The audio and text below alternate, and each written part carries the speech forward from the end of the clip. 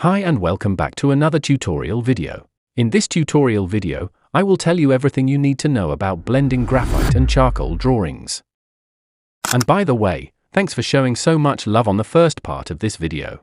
If you haven't watched the first part of this video, where I gave a detailed tutorial on everything you need to know about shading, then do check it out by clicking this link. Today, we will be discussing these 3 most asked questions relating blending, and at the end, I will unveil 2 of those secret blending techniques which I use in my arts. So stick to the last, and without wasting any time, let's get started.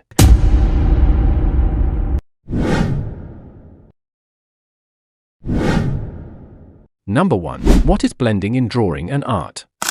Blending is a technique used to achieve a subtle gradation or transition in elements of a drawing or art. Blending is commonly used in painting and drawing to add subtlety of color and form. It is a beginner-level skill but hard to master and to use effectively. Another question which is related to this question is, why is blending important? Blending is a really important skill to work on because blending makes drawing look hyper-realistic. Blending gives a smooth finish to your drawings, and if used accurately, it can give a 3D look to your art. Number 2. Which supplies are best for blending? Generally, there are many sketching supplies that can be used for blending graphite or charcoal.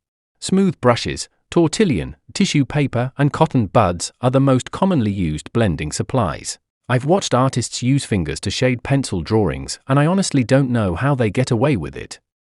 All I have to do is briefly touch a spot on a drawing and I get a beautiful fingerprint that will not erase off no matter which eraser I use. I think that pastels and charcoals might be better suited for finger shading. Even though I don't like to use a finger to blend out graphite, some artists swear by the technique. If you want to try shading with your fingers, then I suggest you do it on an experimental piece. Number 3. What is the difference between these blending supplies?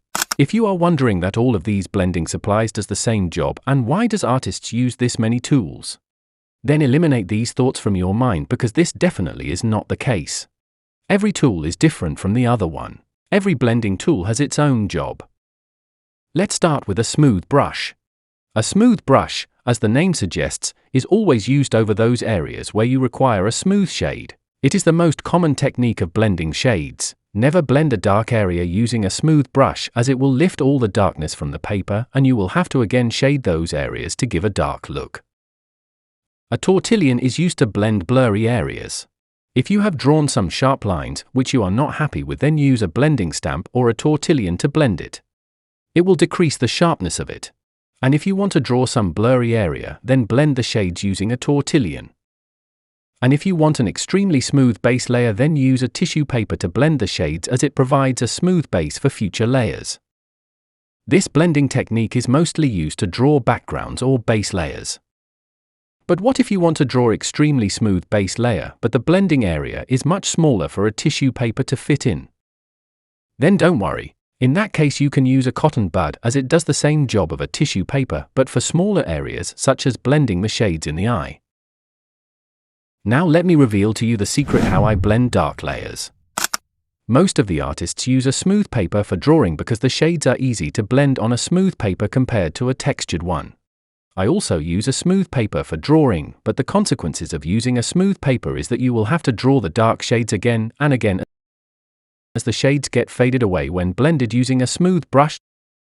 To avoid that, I use 2 methods, in which the first one is blending the shade using a 2H pencil for the areas where I need slightly darker shades, and at the same time I can't blend the shades using a smooth brush, then I use a 2H pencil to blend the shades.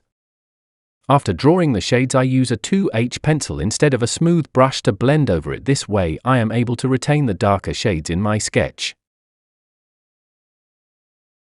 Similarly, those areas where I want the shades to be darker, I use the second technique, which is blending with graphite powder after drawing the shades in the dark areas. I use 8B or 6B graphite powder to blend the shades. I apply the graphite powder over the shades, which maintain the dark shades at the same time giving it a blended look. This was it for this tutorial video. I hope you enjoyed watching this video and learned something new from it. If you did, then don't forget to like and share this video. Subscribe to my YouTube channel if you want similar content like this. Also do follow me on Instagram, link is in the description down below. Until then.